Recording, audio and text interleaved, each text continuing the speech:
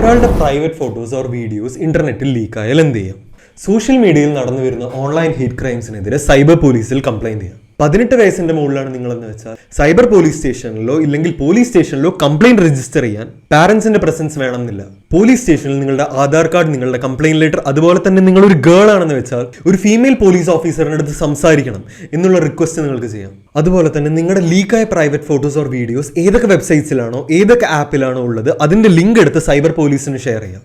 അവർ upload ചെയ്ത ആളുടെ IP address locate ചെയ്യും. അതേപോലെ തന്നെ അത് ഏതൊക്കെ വെബ്സൈറ്റിലാണോ വന്നത് അതൊന്ന് ഡിലീറ്റ് ചെയ്യാൻ അവർക്ക് അതിന് ടേക്ക് ഡൗൺ നോട്ടീസും കൊടുക്കും. ഇതിന് ശേഷം ഞാൻ ഒന്നും കൂടെ പറയാം, ഇതെല്ലാം ചെയ്തതിന് ശേഷം മാത്രം നിങ്ങൾക്ക് സ്വന്തമായി എന്തെങ്കിലും ചെയ്യുന്നുണ്ടെങ്കിൽ ഞാൻ താഴെ കമന്റ് ബോക്സിൽ കൊടുത്ത DMCA നോട്ടീസ് ആ വെബ്സൈറ്റിന് അയക്കാം.